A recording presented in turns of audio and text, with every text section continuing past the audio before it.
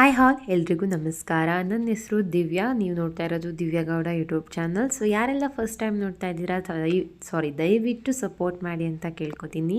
So ನಾನು 30 days video ಚಾಲೆಂಜ್ನ ಮಾಡಿದ್ದೀನಿ. So continuous ಆಗಿ ವೀಡಿಯೋಸ್ನ ಹಾಕಬೇಕು ಅಂತ. ಇವತ್ತು ಡೇ 2 ಆಗಿರುತ್ತೆ. ಸೊ 2ನೇ ತಾರೀಕು ಸೋಮವಾರ. ಇವತ್ತು ರಾತ್ರಿ ಎಲ್ಲ ಪಾತ್ರೆ ಎಲ್ಲ ತೊಳೆದಿಟ್ಬಿಟ್ಟಿದ್ದೆ, ಹಾಗೆ ಈಗ ದಬ್ಬಾಕೋತಾ ಇದ್ದೀನಿ. ಸೊ ಅದಾದಮೇಲೆ ಸ್ಟವ್ನೆಲ್ಲ ಒರೆಸ್ಕೊಂಡು ಅದ್ರ ಮೇಲ್ಗಡೆ ಸ್ಟವ್ನು ಕೂಡ ಅಂದರೆ ಈ ಥರ ಏನು ಅಂತಾರೆ ಇದು ಕ್ಲೀನಾಗಿ ನಂಗೆ ಗೊತ್ತಿಲ್ಲ, ಸ್ಟ್ಯಾಂಡು. ಆ ಸ್ಟ್ಯಾಂಡಲ್ಲಿ ತೊಳೆದಿಟ್ಬಿಟ್ಟಿರ್ತೀನಿ. ಅದನ್ನೆಲ್ಲ ಜೋಡಿಸ್ಕೊಂಡು ರಾತ್ರಿ ಏನಾದ್ರು ಸಾರು ಮಿಕ್ಕಿರುತ್ತಲ್ಲ ಅದನ್ನೆಲ್ಲ ಇಟ್ಕೊಂಡು ಆನಂತರ ಬಿಸಿನೀರು ಫಸ್ಟ್ ಇಟ್ಕೊಳ್ಬಿಡ್ತೀನಿ. ಸೊ ಇವಿಷ್ಟು ನಂದು ಬೆಳಿಗ್ಗೆ ಎದ್ದಿದ ತಕ್ಷಣ ಫಸ್ಟ್ ಆಗೋ ಕೆಲಸ. ಆನಂತರ ಏನು ಅಡುಗೆ ಮಾಡಬೇಕು ಅಂತ ಯೋಚನೆ ಮಾಡಿರ್ತೀನಿ ನೈಟೇ. ಇಲ್ಲಾಂದರೆ ಅವಾಗ ಎದ್ದು ಯೋಚನೆ ಮಾಡ್ತೀನಿ ಅಂತ ಅಂದರೆ ಅಲ್ಲೇ ಅರ್ಧ ಗಂಟೆ ವೇಸ್ಟ್ ಮಾಡಾಕ್ಬಿಡ್ತೀವಿ. ಹಾಗಾಗಿ ಸ್ವಲ್ಪ ರಾತ್ರಿನೇ ಪ್ಲ್ಯಾನಿಂಗ್ ಇದ್ದರೆ ಬೆಳಗ್ಗೆ ಎದ್ದು ಪಟ ಅಂತ ಮಾಡಿಬಿಡ್ಬೋದು. ಸೊ ನಾನಿವತ್ತು ಪೂರಿ ಮತ್ತು ಸಾಗು ಮಾಡೋಣ ಅಂತ ಅಂದ್ಬಿಟ್ಟು ಚಪಾತಿ ಹಸಿಟ್ಟನ್ನ ಕಲಸಿಟ್ಟೆ, ಗೋಧಿ ಹಸಿಟ್ಟನ್ನ ಚಪಾತಿ ಹಸಿಟ್ಟು ಅನ್ನೋದೇ ಬರುತ್ತೆ, ಗೋಧಿ ಹಿಟ್ಟನ್ನ ಕಲಸಿ ಎತ್ತಿಟ್ಟಿದ್ದೀನಿ. ಆನಂತರ ಸಾಗು ಮಾಡೋಣ ಅಂತ ಅಂದ್ಕೊಂಡು ಎಲ್ಲ ಥರ ಮಿಕ್ಸ್ ತರಕಾರಿನೂ ತೊಗೊಂಡಿದ್ದೀನಿ. ಬೀನ್ಸು, ಗೆಡ್ಡೆಕೋಸು, ಕ್ಯಾರೆಟು, ಆಲೂಗೆಡ್ಡೆ, ಕ್ಯಾಪ್ಸಿಕಮ್, ಈ ಥರ ಎಲ್ಲ ಥರ ತರಕಾರಿಗಳನ್ನ ಹಾಕ್ಕೊಂಡು ಸಾಗು ಮಾಡೋಣ ಅಂತ. ಈಗ ಹೋಟ್ಲ್ ಸೈಡಲ್ಲಿ ಕೆಲವೊಂದು ಟೈಮ್ ಮಾಡ್ತಾರೆ. ಈಗ ಫುಲ್ ಮೀನ್ಸ್ ಇದ್ದಾಗ ಪೂರಿ ಜೊತೆಗೂ ಚಪಾತಿ ಜೊತೆಗೂ ಒಂದು ಸಾಗು ಕೊಡ್ತಾರಲ್ಲ, ಸೊ ಆ ಥರ ಗ್ರೀನ್ ಸಾಗು, ಲೈಟ್ ಗ್ರೀನ್ ಇರುತ್ತೆ. ಸೊ ಆ ಥರ ಸಾಗುನ ಮಾಡೋಣ ಅಂತ ಅಂದ್ಕೊಂಡು ಮಾಡ್ತಾಯಿದ್ದೀನಿ. ಸೊ ಫಸ್ಟ್ ನಾನು ಎಲ್ಲ ತರಕಾರಿನೂ ಸಣ್ಣದಾಗಿ ಹೆಚ್ಚಿಟ್ಕೊಬಿಟ್ಟೆ. ಸ್ವಲ್ಪ ಜಾಸ್ತಿ ಕ್ವಾಂಟಿಟಿ ಬೇಕು, ಮನೇಲಿ ಸಿಕ್ಕಾಬಟ್ಟೆ ಜನ ಇದ್ದೀವಿ. ಹಾಗಾಗಿ ನಾವು 5 ಜನ ಮತ್ತು ನಮ್ಮ ಏಮಂತನೂ ಕೂಡ 6 ಜನ ಇದ್ದೀವಲ್ಲ, ಹಾಗಾಗಿ 1 ಟೊಮೊಟೊ ಹಣ್ಣು ತೊಗೊಂಡಿದ್ದೀನಿ. ಸೊ 1 ಕಪ್ ತೆಂಗಿನಕಾಯಿ, ಕಡಲೆ, ಜೀರಿಗೆ, ಸೋಂಪು ಮತ್ತು 5 ಮೆಣಸಿನ್ಕಾಯಿ, ಚಕ್ಕೆ, ಲವಂಗ, ಏಲಕ್ಕಿ, ಕರ್ಬೇವಿನ ಸೊಪ್ಪು, ಕೊತ್ತಂಬರಿ ಸೊಪ್ಪು, ಹಾಗೆ ಪುದೀನ ಸೊಪ್ಪು ಇಷ್ಟನ್ನು ಹಾಕ್ಕೊಂಡು ರುಬ್ಕೊಬರ್ತೀನಿ. ಆನಂತರ ಒಂದು ಕುಕ್ಕರ್ಗೆ ಅಥವಾ ಬಾಣಲಿಗೆ ಯಾವ್ದಾದ್ರು ಕಾರು ಹಾಕೋಬೋದು. ಸೊ ನಾನು ಕುಕ್ಕರ್ಗೆ ಹಾಕ್ಕೊಂಡು ಸಾಸಿವೆ, ಜೀರಿಗೆ, ಎಣ್ಣೆ ಹಾಕ್ಕೊಂಡು ಸಾಸಿವೆ, ಜೀರಿಗೆ ಅದಾದಮೇಲೆ ಈರುಳ್ಳಿ ಹಾಕ್ಕೊಂಡು ಚೆನ್ನಾಗಿ ಫ್ರೈ ಮಾಡ್ಕೊಂಡಿದ್ದೀನಿ. ನಂತರ ತೊಳೆದಿರೋ ತರಕಾರಿನ ಕಟ್ ಮಾಡಿ ಇಟ್ಕೊಂಡಿದ್ನಲ್ಲ, ಸೊ ಎಲ್ಲ ತರಕಾರಿನೂ ಹಾಕ್ಕೊಂಡು ಒಂದ್ಸಲ ಚೆನ್ನಾಗಿ ಮಿಕ್ಸ್ ಕೊಡ್ತಾಯಿದ್ದೀನಿ. ಎಣ್ಣೆಲೇ ಚೆನ್ನಾಗಿ ಹುರ್ಕೊಂಡ್ರೆ ಚೆನ್ನಾಗಿರುತ್ತೆ. ಅದಾದಮೇಲೆ ಒಂದು ಟೊಮೊಟೊ ಹಣ್ಣು ಹಾಕ್ಕೊಂಡು ಹುರ್ಕೊಂಡು ರುಚಿಗೆ ತಕ್ಕಷ್ಟು ಉಪ್ಪನ್ನ ಹಾಕ್ಕೊಂಡು ಎಣ್ಣೆಯಲ್ಲಿ ಚೆನ್ನಾಗಿ ಹುರ್ಕೋತೀನಿ ಇನ್ನೊಂದ್ಸಲಿ. ಆನಂತರ ಸ್ವಲ್ಪ ತರಕಾರಿ ಮುಳುಗೋಷ್ಟು ನೀರು ಹಾಕ್ಕೊಂಡು ಚೆನ್ನಾಗಿ ತರಕಾರಿನ ಬೇಯಿಸ್ಕೊಂಡೆ. ತರಕಾರಿ ಬೆಂದಿದೆಯೋ ನೋಡಿಕೊಂಡು ಮಸಾಲೆ ರುಬ್ಬಿದ್ವಲ್ಲ, ಸೊ ಅದನ್ನ ಹಾಕ್ಕೊಂಡು ಮಿಕ್ಸ್ ಮಾಡ್ಕೊಂಡಿದ್ದೀನಿ. ಸೊ 1-2 ಕುದಿ ಕುದ್ರೆ ಸಾಕಾಗುತ್ತೆ. ಹಾಗೆ ಕುದಿಲಿ ಅಂತ ಬಿಟ್ಟೆ. ಸ್ವಲ್ಪ ನೀರು ಜಾಸ್ತಿ ಆಗಿತ್ತು, ಹಾಗಾಗಿ ಸ್ವಲ್ಪ ತಿಕ್ಕಾಗಲಿ ಅಂತ ಅಂದ್ಬಿಟ್ಟು ಸ್ವಲ್ಪ ಹೊತ್ತು ಕುದಿಸ್ತಾ ಇದ್ದೀನಿ. ಒಂದು ಕಡೆ ಎಣ್ಣೆನೂ ಕೂಡ ಕಾಯಕ್ಕೆ ಇಟ್ಕೊಂಡಿದ್ದೀನಿ, ಒಂದು ಕಡೆ ಪೂರಿ ಕೂಡ ಲಟ್ಟಿಸ್ಕೊತಾ ಇದ್ದೆ. ಸಣ್ಣ ಉರಿ ಮಾಡಿದ್ದೀನಿ ಎಣ್ಣೆನ, ಯಾಕೆ ಅಂತ ಅಂದರೆ ನಾನಿನ್ನೂ ಪೂರಿ ಲಟ್ಟಿಸ್ಕೊತಾ ಇದ್ನಲ್ಲ, ಹಾಗಾಗಿ ಇನ್ನೂ ತರಕಾರಿ ಸಾಗು ಕುದೀತಾ ಇತ್ತು. ಸೊ ಹಾಗಾಗಿ 1-2 ನಿಮಿಷ ಕುದೀಲಿ ಅಂತ ಅಂದ್ಬಿಟ್ಟು ಕುದಿಸೋಕೆ ಇಟ್ಕೊಂಡು ನಾನೀಗ ಪೂರಿನ ಲಟ್ಟಿಸ್ಕೊತಾ ಇದ್ದೀನಿ. ಮದುವೆ ಆಗಿ ಹೊಸ್ತ್ರಲ್ಲಿ ನಾನು ಪೂರಿ ಮಾಡೋಬೇಕಾದ್ರೆ ಏನು ಮಾಡ್ತಿದ್ದೆ ಅಂತಂದರೆ ಚಪಾತಿ ಲಟ್ಟಿಸ್ತಾರಲ್ಲ ತೆಳ್ಳಗೆ, ಆ ಥರ ಪೂರಿನ ಲಟ್ಟಿಸ್ಬಿಡ್ತಿದ್ದೆ. ಆ ಥರ ಲಟ್ಟಿಸಿದ್ರೆ ಊದಲ್ಲ ಅನ್ನೋದು ಗೊತ್ತಿರಲಿಲ್ಲ ನನಗೆ. ಸೊ ಅದಾದಮೇಲೆ ಎಕ್ಸ್ಪೀರಿಯನ್ಸ್ ಆಗ್ತಾ ಬರ್ತಲ್ಲ, ಸೊ ಈಗ ಗೊತ್ತಾಗುತ್ತೆ.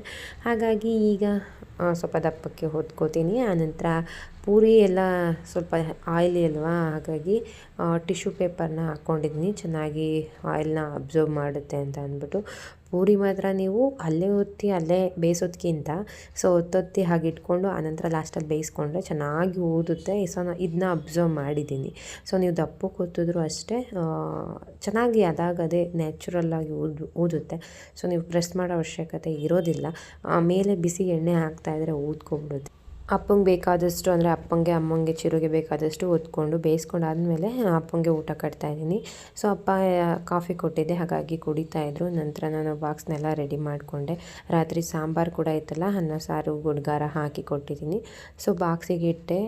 ಕಾಫಿ ಕುಡಿತಾಯಿದ್ರು, ಕಾಫಿ ಬಿಸಿ ಮಾಡಿಬಿಟ್ಟು ಕೊಟ್ಟಿದ್ದೆ. ಸೊ ಅವರು ಎದ್ದೇಳೋಕ್ಕೂ ಮುಂಚೆನೇ ಮಾಡಿ ಇಟ್ಬಿಡ್ತೀನಿ. ಯಾಕೆ ಅಂತಂದರೆ ನನಗೆ ಯಾವಾಗ ಗ್ಯಾಸ್ ಫ್ರೀ ಇರುತ್ತೆ ಅಂಥ ಟೈಮಲ್ಲಿ ನನಗೆ ಅವೆಲ್ಲ ಮಾಡ್ಕೊಬಿಡ್ಬೇಕು. ಇಲ್ಲ ಅಂತಂದರೆ ಅಪ್ಪಂಗೆ ತುಂಬಾ ಲೇಟ್ ಆಗಿರುತ್ತೆ. ಕಾಫಿ ಮಾಡಲಾ ಅಡುಗೆ ಮಾಡಲಾ ಅನ್ನೋ ತಲೆನೋವು ಬಂದುಬಿಡುತ್ತೆ. ಹಾಗಾಗಿ ಸೊ ಫಸ್ಟ್ ಅಡುಗೆ ಎಲ್ಲ ಕ್ಲಿಯರ್ ಮಾಡಿಬಿಟ್ರೆ ಅಪ್ಪ ನೆಮ್ಮದಿಯಾಗಿ ಹೋಗುತ್ತೆ.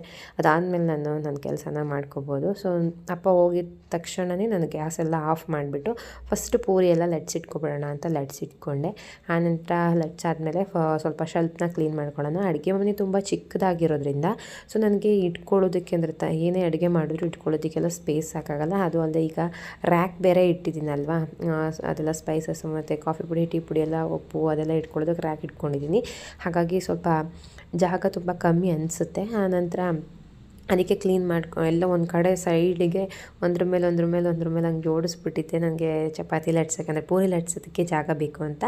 ಹಾಗಾಗಿ ಈಗ ಕ್ಲೀನಾಗೆಲ್ಲ ಒರೆಸ್ಕೊಂಡಾದ್ಮೇಲೆ ಒಂದು ಕಡೆಯಿಂದ ಬರ್ತಾಯಿದ್ದೀನಿ. ಸೊ ಅಪ್ಪ ಹೋದ್ಮೇಲೆ ನನಗೆ ಇದಕ್ಕೆಲ್ಲ ಟೈಮ್ ಸಿಗೋದು.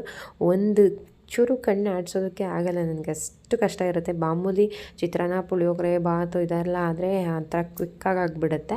ಬಟ್ ಈ ಥರ ಏನಾದ್ರು ಪೂರಿ, ಸಾಗು, ಚಪಾತಿ ಈ ಥರ ಮಾಡ್ತೀನಿ ಅಂದಾಗ ಸ್ವಲ್ಪ ಟೈಮ್ ಜಾಸ್ತಿನೇ ಹಿಡಿಯುತ್ತೆ. ಹಾಗಾಗಿ ಈಗೆಲ್ಲ ಒಳ್ಳೆ ತುಂಬ್ಕೊಬಿಟ್ಟಿದ್ದೆ ಒಂದು ಕಡೆ ಸೈಡಿಗೆ. ಈಗ ಒಂದು ಸ್ವಲ್ಪ ಸಮಾಧಾನ ಆಯಿತು ನನಗೆ. ಆ ಥರ ಕ್ಲೀನಾಗಿ ಜೋಡಿಸಿದಾಗ ಒಂಥರ ಚೆನ್ನಾಗಿ ಕಾಣಿಸುತ್ತೆ. ಒಂಥರದ ಮನ್ಸಿಗೆ ನಮಗೆ ಸಮಾಧಾನ ಅನಿಸುತ್ತೆ. ಚಿರುಗೆ ಬೆಳ್ಳಿಗೆ ಹಾಲು ಕಾಯಿಸಿಕ್ಕಿ ಆನಂತರ ಈಗ ಏನೇನು ಲಟ್ಸಿದ್ದೀನಿ ಅದನ್ನೆಲ್ಲನೂ ಎಣ್ಣೆಯಲ್ಲಿ ಕರ್ಕೋತಾ ಇದ್ದೀನಿ ಪೂರಿನ. ಸೊ ನಾನು ನನ್ನ ವಿಷಯನ ಶೇರ್ ಮಾಡಬೇಕು ಅಂತ ಅಂದರೆ, ನಾನು ಅಡುಗೆ ಅನ್ನೋದು ನಿಜವಾಗ್ಲೂ ಅಷ್ಟೇ ಮದುವೆಗೂ ಮುಂಚೆ ಏನಂದ್ರೇನು ಬರ್ತಿರಲಿಲ್ಲ ನನಗೆ. ಕಾಫಿ ಟೀ ಮಾಡೋದು ಬಿಟ್ಟರೆ, ಅನ್ನಕ್ಕೆ ಇಡೋದು ಬಿಟ್ಟರೆ ನನಗಿನ್ನೇನೂ ಬರ್ತಿರಲಿಲ್ಲ. ನಾನು ಲಿಟ್ರಲಿ ಒಂಚೂರು ಅಡುಗೆ ಮಾಡಿದವಳೇ ಅಲ್ಲ. ಸೊ ಮದುವೆ ಆದಮೇಲೂ ಅಷ್ಟೇ ನಮ್ಮ ಅತ್ತೆ ಮನೇಲೂ ಕೂಡ ನಮ್ಮ ಅತ್ತೆನೇ ನಾನು ಹೋದಾಗ ನಮಗೆ ಅಡುಗೆ ಮಾಡಿಕೊಡ್ತಿದ್ರು. ಆ ಥರ ಇದ್ದೆ. ಬಟ್ ಇವಾಗ ಇಷ್ಟು ನನಗೆ ಆಶ್ಚರ್ಯ ಆಗುತ್ತೆ. ನಾನು ಬೆಳಗ್ಗೆ ಇಷ್ಟು ಬೇಗ ಎದ್ದೊಳಲು ಅಲ್ಲ ಹೇಳಬೇಕು ಅಂತಂದರೆ. ಬೇಗ ಎದ್ದು ಅಡುಗೆ ಮಾಡ್ತಾಯಿದ್ದೀನಿ, ಅದು ಈ ಚೋಳಿಲಿ ಡೈಲಿ ಕರೆಕ್ಟಾಗಿ ಎದ್ದೇಳ್ತಾ ಇದ್ದೀನಿ ಅನ್ನೋದೇ ನನಗೆ ಆಶ್ಚರ್ಯ. ಇದೊಂದು ಚಾಲೆಂಜ್ ಮಾಡಿದ್ದೀನಿ ಅಂತ ಅದಕ್ಕೋ ಏನೋ ಗೊತ್ತಿಲ್ಲ. ಸೊ ಫಸ್ಟ್ ಒಂದು 4-5 ದಿನ ಸ್ವಲ್ಪ ಹಿಂಸೆ ಅನ್ನಿಸ್ತಿತ್ತು ಎದ್ದೇಳೋದಕ್ಕೆ. ಬಟ್ ಈಗ ಅಲಾರಾಮ್ ಕೂಗೋಕ್ಕೂ ಮುಂಚೆ ಒಂದು 5-10 ನಿಮಿಷ ಮುಂಚೆನೇ ಎಚ್ಚರಿಕೆ ಆಗುತ್ತೆ ನನಗೆ.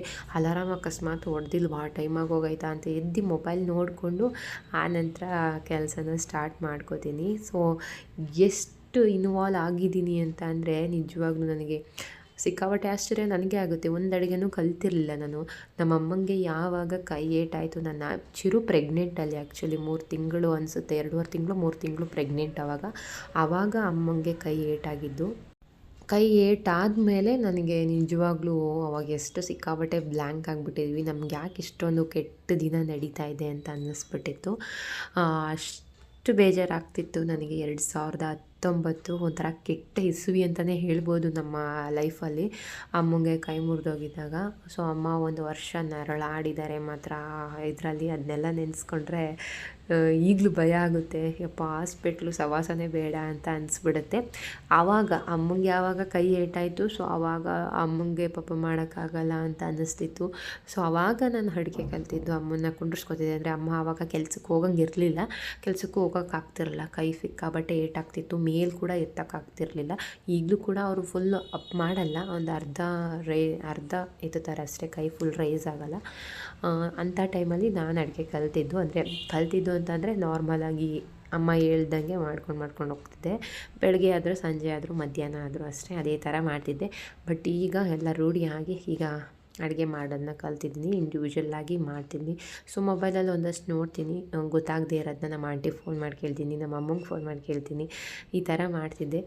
ಆನಂತರ ಪೂರಿ ಎಲ್ಲ ಬೇಯಿಸಾಯ್ತಾ, ಈಗ ಅಕ್ಕವ್ರ ಮನೆ ಹತ್ರಕ್ಕೆ ಹೋಗಬೇಕಿತ್ತು. ಒಂದು ಪುಟಾಣಿ ಸಾಂಬಾರು ಡಬ್ಬಿ ನಮ್ಮ ಅಮ್ಮಂಗೆ ಕಟ್ಟೋದಕ್ಕೆ ಅಕ್ಕವ್ರ ಮನೆ ಸೇರಿಕೊಂಡಿತ್ತು. ಹಾಗಾಗಿ ಹೋಗಿ ಇಸ್ಕೊಬರೋಣ ಅಂತ ಹೆಂಗೂ ಹೋಗ್ತಾ ಇದ್ದೀನಲ್ಲ, ಪೂರಿ ತೊಗೊಂಡೋಗೋಣ, ಪೂರಿನೂ ಮತ್ತು ಚಿನ್ನೂ ತಿಂತಾರೆ ಅಂತ ಪೂರಿ ಮತ್ತು ಸಾಗುನ ತೊಗೊಂಡು ಅಮ್ಮಂಗೆ ಊಟ ಎಲ್ಲ ಕಟ್ಟಿಟ್ಟೆ. ಸಾರೊಂದು ಕಟ್ಟಬೇಕಿತ್ತು, ಹಾಗಾಗಿ ಹೋಗಿ ಬಂದೆ.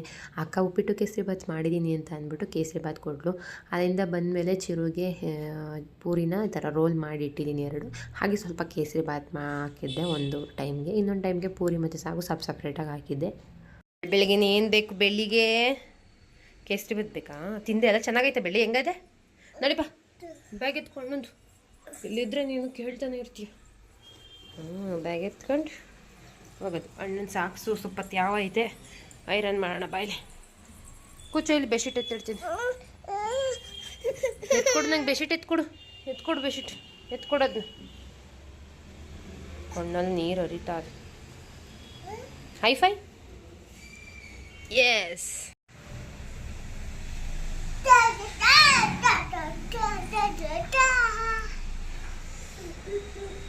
ಇವತ್ತು ಡೇ 2 ವಿಡಿಯೋ ಮಾಡ್ಕೋತಾ ಇದ್ದೀನಿ. ಹಾಗೆ ಹಳೆ ವೀಡಿಯೋಸ್ ಇವತ್ತೊಂದು ವೀಡಿಯೋನ ಅಪ್ಲೋಡ್ ಮಾಡಿದ್ದೀನಿ. ನೆನ್ನೆ ಮಾಡಬೇಕಿತ್ತು, ಬಟ್ ನೆನ್ನೆ ಫುಲ್ ಅದು ಲೋಡ್ ಆಗಲಿಲ್ಲ, ಹಾಗಾಗಿ ಇವತ್ತು ಮಾಡಿದ್ದೀನಿ. ನೆಕ್ಸ್ಟು ಡೈಲಿ ಅಂದರೆ ಏನಾದ್ರು ಒಂದು ದಿವಸ ಮಿಸ್ ಆದರೆ ಅದೇ ದಿನ ಒಂದಿನ ಇನ್ನೊಂದು ದಿನ 2 ವೀಡಿಯೋನ ಒಂದೇ ದಿವಸ ಹಾಕೋದಕ್ಕೆ ಟ್ರೈ ಮಾಡ್ತೀನಿ. ಸೊ ಇವತ್ತಿನ ವ್ಲಾಗ್ ಡೇ 2. ಡೇ 1 ಮುಗೀತು, ಈಗ ಡೇ 2 ಸ್ಟಾರ್ಟ್ ಆಗಿದೆ.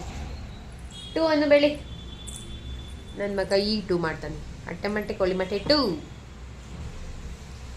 ನನ್ನ ಹಸ್ಬೆಂಡು ಚಿರುನ ಕರ್ಕೊಂಡು ಹೋದ್ರು ರೆಡಿ ಮಾಡಿಸಿ. ಅಂದರೆ ಈಗ ನಾನು ರೆಡಿ ಮಾಡಿದೆ, ಬಟ್ ಮೊದಲಂದರೆ ಸಿಕ್ಕಾಪಟ್ಟೆ ಹಠ ಮಾಡ್ತಿದ್ದೆ. ಅವ್ರ ಅಪ್ಪನೇ ಹಠ ಅಂದರೆ ಅವ್ರ ಅಪ್ಪನೇ ರೆಡಿ ಮಾಡಬೇಕು ಅಂತ. ಬಟ್ ಈಗ ಸ್ನಾನ ಮಾಡಿ ಕಳಿಸ್ತಾರೆ, ರೆಡಿ ಮಾಡಿಬಿಟ್ಟು ಕಳಿಸ್ತೀನಿ. ಮೊದಲಾದರೆ ಅವ್ರು ಸ್ನಾನ ಮಾಡಿ ಕಳಿಸಿದ್ರು, ಅವ್ರು ಬರೋವರೆಗೂ ಬರೀ ಮೈ ಒರೆಸಿಸ್ಕೊತಿದ್ದ ಬಿಟ್ಟರೆ ಬಟ್ಟೆ ಗಿಟ್ಟೆ ಹಾಕಿಸ್ಕೊಳ್ಳೋದು, ಪೌಡರ್ ಹಚ್ಕೊಳ್ಳೋದು, ಕ್ರೀಮ್ ಹಚ್ಚಿಸ್ಕೊಳ್ಳೋದು ಏನಂದ್ರೆ ಏನೂ ಮಾಡಿಸ್ಕೊತಾ ಇರಲಿಲ್ಲ. ಬಟ್ ಈಗ ಸ್ವಲ್ಪ ದೊಡ್ಡನಾಗ್ತಾ ಇದೆ ಅಂತ ಅನಿಸುತ್ತೆ. ಸೊ ಎಲ್ಲ ಅರ್ಥ ಆಗುತ್ತೇನೋ ಈಗ ಮಾಡಿಸ್ಕೊತಾನೆ. ನಮ್ಮ ಮನೆ ಗೋಡೆ ಅಂತೂ ಆಲ್ಮೋಸ್ಟ್ ತೀರ್ಸಿರೋದೇ ಇವನು. ಈ ಕಡೆ ರೂಮ್ ಗೋಡೆ ಅಂತೂ ಕೇಳಲೇಬೇಡಿ, ಅಷ್ಟೊಂದು ಗೀಜಾಕ್ಬಿಟ್ಟಿದ್ದಾನೆ. ಗೋಡೆ ನೋಡೋದಕ್ಕೆ ಅಸಹ್ಯ ಆಗುತ್ತೆ. ಏನೂ ಮಾಡೋಕ್ಕಾಗಲ್ಲ. ಬುಕ್ ಕೊಟ್ಟು ಸಾಕಾಗೈತೆ. ಬುಕ್ಕಲ್ಲಿ ಅವ್ನು ಬರೆಯೋಕ್ಕೆ ಇಷ್ಟ ಇಲ್ಲ. ಸದ್ದರಿದಂಗೆ ಕಾಣ್ದಂಗೆ ತೊಗೊಂಡೋಗ್ತಾನೆ. ಪೆನ್ಸಿಲ್ ಹಿಡ್ಕೊಳ್ಳೋದು. ಸೊ ನಾನು ಡೈಲಿ ಎಕ್ಸಸೈಸ್ನ ಮುಗಿಸಿ ಕುಮಾರ್ ಅವ್ರು ಬಂದರು, ಅವ್ರಿಗೂ ಕೂಡ ನಾಷ್ಟ ಹಾಕ್ಕೊಟ್ಟು ಈಗ ನಾನು ಕೂಡ ನಾಷ್ಟ ಮಾಡ್ತಾಯಿದ್ದೀನಿ. ಸೊ ಈ ಥರ ಪೂರಿ ಊದಿದರೆ ತಿನ್ನೋದಕ್ಕೆ ಸಿಕ್ಕಾಪಟ್ಟೆ ಇಷ್ಟ ಆಗುತ್ತೆ ನನಗೆ. ನಂತರ ಇವತ್ತು ಮಧ್ಯಾಹ್ನ ಇನ್ನೂ ಮಳೆ ಒಯ್ತಾನೇ ಇತ್ತು, ಸಿಕ್ಕಾಪಟ್ಟೆ ಚಳಿ ಆಗ್ತಿತ್ತು. ಸಾಂಬಾರು ಇತ್ತು, ಸಾಂಬಾರು ಬೇಡ ಅಂದ್ಬಿಟ್ಟು ಅವರು ಚಿತ್ರಾನ್ನ ಮಾಡ್ತೀನಿ ಅಂತ ಅಂದ್ಬಿಟ್ಟು ಮಾಡ್ತಾಯಿದ್ದಾರೆ. ಅವರೇ ಇವತ್ತು ನಾನೇ ಮಾಡ್ತೀನಿ ಅಂತ ಅಂದ್ಬಿಟ್ಟು ಮಾಡ್ತಾಯಿದ್ದಾರೆ. ನೋಡೋಣ ಹೇಗೆ ಮಾಡ್ತಾರೆ. ಚಿತ್ರಾನ್ನ ಗೊಜ್ಜು ಮಾಡಿ ಬಜ್ಜಿಗೆ ಕಲಸಿಟ್ಬಿಟ್ಟು ನನ್ನ ಮಗನ ಕರ್ಕೊಬರೋಕೆ ಹೋದರು. ಎಣ್ಣೆ ನೋಡಿ ಹೇಗೆ ಮಾಡೋರಿ. ಕಡಲೆ ಬೀಜ ಸ್ವಲ್ಪ ಗರಂ ಅನ್ನಂಗೆ ಆಗಿರಲಿಲ್ಲ ಅಂತ ಕಡಲೆ ಬೀಜನ ಹಾಯ್ಕೊಂಡು ಸಪ್ರೇಟಾಗಿ ಹುರ್ಕೊಂಡಿರೋದಕ್ಕೆ ಹಿಂಗಾಗೋಗಿದೆ. ಸೊ ಈಗ ಬಜ್ಜಿ ಹಾಕ್ತೀನಿ. ಬಜ್ಜಿ ಅಲ್ಲ, ಬೋಂಡ. ಅವ್ರು ಬರೋಷ್ಟೊತ್ತಿಗೆ ಬೋಂಡ ಹಾಕಿ ತಟ್ಟೆ ಕಲಸಿಟ್ಟು ಬಿಸಿ ಬಿಸಿ ತಿಂತಾರೆ. ಮಳೆ ಬೇರೆ ಬರ್ತೈತೆ. ಕರ್ಕೊಬರೋಕೆ ಹೋದ್ರು. ಸಣ್ಣ ಜಿಡಿ ತೂತಾಗ್ಬಿಟ್ಟಿದೆ ಮೋಡ.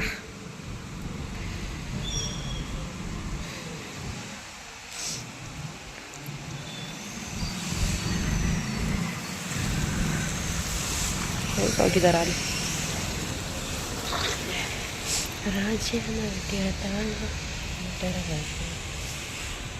ಬಟ್ಟೆಗಳು ಎಲ್ಲಿ ಒಣಗಾಕಿದ್ದೀವಿ ನೋಡಿ, ಹಿಂಗೆ ಕಿಟಕಿಗೆ ಹಾಕಿರೋದು.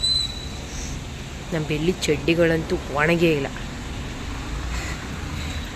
ಅದಕ್ಕೆ ಇವತ್ತು ಫುಲ್ ಪ್ಯಾಂಪರ್ಸ್, ನೈಟ್ ಪ್ಯಾಂಪರ್ಸ್ ತೆಗೆದು ಈಗ ಬೆಳಿಗ್ಗೆ ಇನ್ನೊಂದು ಪ್ಯಾಂಪರ್ಸ್ ಇಕ್ಬಿಟ್ಟು ಮನಗಿಸಿದ್ದೀನಿ. ಒಣಗಿದೆ. ನಾನು ಬಜ್ಜಿ ಹಾಕ್ತೀನಿ. ಎಣ್ಣೆ ಕಾದೋಯ್ತು. ನನ್ನ ಹಸ್ಬೆಂಡ್ಗೆ ವೀಡಿಯೋಸು ಫೋಟೋಸ್ ಕಂಡ್ರೆ ಅದೇನಂತಕ್ಕೂ ಗೊತ್ತಿಲ್ಲ, ಅವ್ರಿಗೆ ಆಗಲ್ಲ ಅಂತ ಅನಿಸುತ್ತೆ. ಅವ್ರು ವೀಡಿಯೋಸ್ಗೂ ಫೋಟೋಸ್ಗೂ ಎಲ್ಗೂ ಬರೋಲ್ಲ. ಸೊ ಯಾವ್ದಾದ್ರು ಫಂಕ್ಷನ್ಗೆ ಹೋದಾಗ ಫೋಟೋ ತೆಗೆಸ್ಕೊಳ್ಳೋಣ ಬನ್ನಿರಿ ಅಂತ ಅಂದರೂ ಹಿಂದೆ ಮುಂದೆ ನೋಡ್ತಾರೆ. ಹಿಂಸೆ ಮಾಡಬೇಕು, ಹಿಂಸೆ ಮಾಡಿದ್ರೆ ಅಷ್ಟೇ ಅವ್ರು ಬರೋದು. ಸೊ ಅದಕ್ಕೆ ನಾನು ವೀಡಿಯೋದಲ್ಲಿ ಫೋಟೋದಲ್ಲಿ ತುಂಬ ರೇರ್ ಅವ್ರನ್ನ ತೋರಿಸೋದು.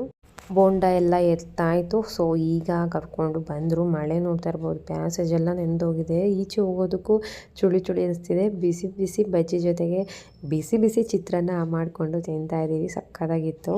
ಮಳೆಗಾಲದಲ್ಲಿ ಬಟ್ಟೆ ಒಣಗಾಕೋದಕ್ಕೆ ಬೆಸ್ಟ್ ಸೊಲ್ಯೂಷನ್ ನಮ್ಮ ಮನೇಲಿ.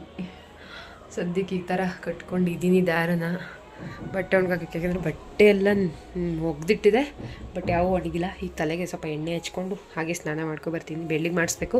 ನಮ್ಮ ನಮ್ಮಂತ ಕರ್ಕೊಂಡೋಗಿದ್ದಾನೆ, ಹಾಗಾಗಿ ಬಟ್ಟೆ ಎಲ್ಲ ಒಣಗಾಕಿದ್ದೀನಿ. ಮತ್ತು ಅಲ್ಲಿ ಕಿಟಕಿಲಿ ಮೇಲ್ಗಡೆ ಅಂತೂ ಒಂದು ಬಕೆಟ್ ಬಟ್ಟೆ ಇದೆ.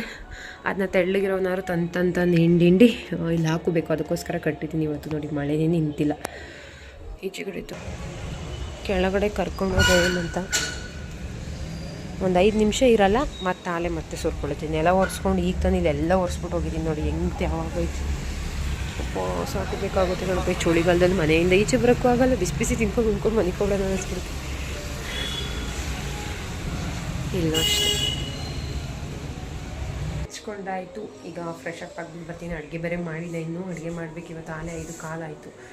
ಸೊ ನೋಡೋಣ ಏನು ಅಡುಗೆ ಮಾಡಬೇಕು ಅಂತ ಯೋಚನೆ ಕೂಡ ಮಾಡಿಲ್ಲ ನಾನು.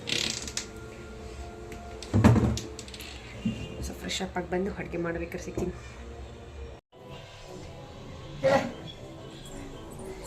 Hello, hi hi madam. Hi madam. ಅಲ್ಲಿ ಫೋನ್ಗೆ, ಅಲ್ಲಿ ಫೋನು.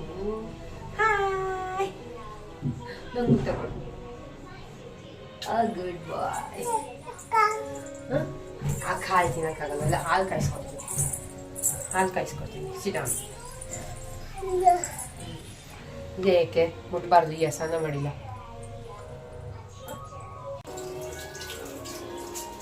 ಕಾಲು ಇಟ್ಟು ಹಂಗೆ ಕಳಿಸ್ತೀನಿ.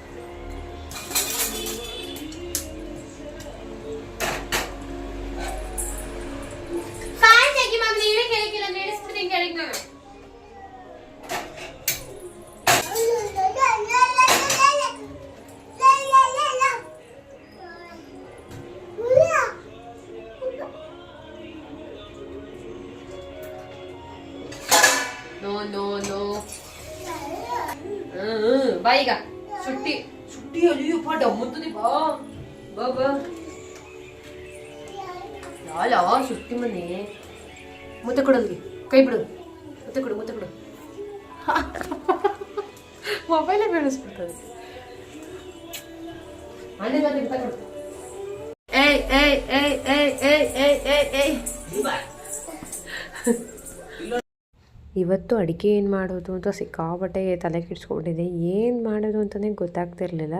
ಸೊ ನಾವು ಏವಂತ ಕೇಳಿದಾಗ ಕ್ಯಾಪ್ಸಿಕಮ್ ಗೊಜ್ಜು ಮಾಡಿಬಿಟ್ಟು ರೊಟ್ಟಿ ಮಾಡೋಕೆ ನಮ್ಮ ಅಮ್ಮ ಮಾಡ್ತಿದ್ದ ಥರ ಅಂತ ಅಂದ. ಸೊ ಹಾಗಾಗಿ ಆಂಟಿಗೆ ಫೋನ್ ಮಾಡಿ ಕೇಳಿ ಹೇಗೆ ಮಾಡ್ತಾರೆ ಅಂತ ಅಂದ್ಕೊಂಡು ಕ್ಯಾಪ್ಸಿಕಮ್ ಗೊಜ್ಜನ್ನ ಮಾಡ್ಕೊಂಡಿದ್ದೆ. ಒಂಥರ ಎಣ್ಗಾಯಿ ಹೇಗೆ ಮಾಡ್ತೀವಿ ಆ ಥರ ಇರುತ್ತೆ. ಬಟ್ ನಾನು ಸ್ವಲ್ಪ ಕ್ಯಾಪ್ಸಿಕಮ್ ಎಲ್ಲರಿಗೂ ಸಿಗಲಿ 3 ದೊಡ್ಡ ಮೆಣ್ಸಿಕಾಯಿ ಇತ್ತು, ದೊಡ್ಡದು 3 ಮೆಣ್ಸಿಕಾಯಿ ಇತ್ತು. ಸೊ ಹಾಗಾಗಿ ಮಾಡಿದ್ದೆ. ಸ್ವಲ್ಪ ಒನ್ ಟೈಮ್ ತಿನ್ನೋದಕ್ಕೇನಿಲ್ಲ, ಆರಾಮಾಗಿ ತಿನ್ಕೋಬೋದು, ಚೆನ್ನಾಗಿರುತ್ತೆ. ಕ್ಯಾಪ್ಸಿಕಮ್ ಫ್ಲೇವರ್ ಒಬ್ಬೊಬ್ರಿಗೆ ಆಗಲ್ಲ, ಸೊ ಅಂಥವ್ರಿಗೆ ಕಷ್ಟ ಆಗುತ್ತೆ. ಇನ್ನೆಲ್ಲರೂ ಆರಾಮಾಗಿ ತಿನ್ಬೋದು. ತಿನ್ನು ತಿನ್ನು.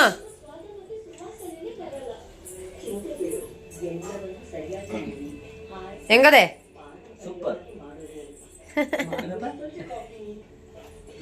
ಸೂಪರ್. ತಾತ ಮೊಮ್ಮಗ ಕೂತ್ಕೊಂಡು ತಿಂತಾ ಇದ್ದಾರೆ. ಅಮ್ಮ ರೊಟ್ಟಿ ಹಾಕ್ತಾಯಿದ್ರು. ಬೆಳ್ಳಿ ಏನು ಅಂತಂದರೆ ಬರೀ ರೊಟ್ಟಿನೇ ಬಿಸಿ ಬಿಸಿದಾದರೆ ಅಲ್ಲೇ ಕೂತ್ಕೊಂಡು ಚೆನ್ನಾಗಿ ತಿನ್ಕೋತಾನೆ, ಒಂದು ಕಡೆನೇ ಕೂತ್ಕೊಂಡು. ಒಂದೊಂದ್ಸಲಿ ಮಾತ್ರ ಎದ್ದು ಒಡ್ಡಾಡೋದು ಆ ಥರ ಎಲ್ಲ ಮಾಡ್ತಾನೆ. ಬಟ್ ಇವತ್ತು ಸುಮ್ಮನೆ ಕೂತ್ಕೊಂಡು ತಿಂತಾ ಇದ್ದ. ಈ ಸಲ ಅಮ್ಮನ ಕೈಲೇ ಬಳಸ್ತಾ ಇದ್ದೀನಿ ರೊಟ್ಟಿನ. ತೆಳ್ಳಗಿದ್ರೆ ತುಂಬಾ ಚೆನ್ನಾಗಿರುತ್ತೆ ಅಂತ ಅಂದ್ಬಿಟ್ಟು ಸಖತ್ತಾಗಿತ್ತು. ತೆಳ್ಳಗಿರೋದಕ್ಕೆ ರೊಟ್ಟಿ ಪಲ್ಯ ಎಲ್ಲ ತುಂಬಾ ಚೆನ್ನಾಗಿತ್ತು. ಸೊ ನಂತರ ನಮ್ಮ ಚಿನ್ನು ಕೂಡ ಬಂದಿದ್ದ, ಅವನಿಗೂ ಕೂಡ ತಿನ್ನು ಅಂತ ಅಂದ್ಬಿಟ್ಟು ಸೊ ರೊಟ್ಟಿನ ತಿನ್ನಿಸಿ ಕಳಿಸ್ತಾ ಇದ್ದೀನಿ. ಅವನೊಂಥರ ನಾಚ್ಕೋತಾ ಇದ್ದಾನೆ ನೋಡಿ ವಿಡಿಯೋ ಬರೋದಕ್ಕೆ.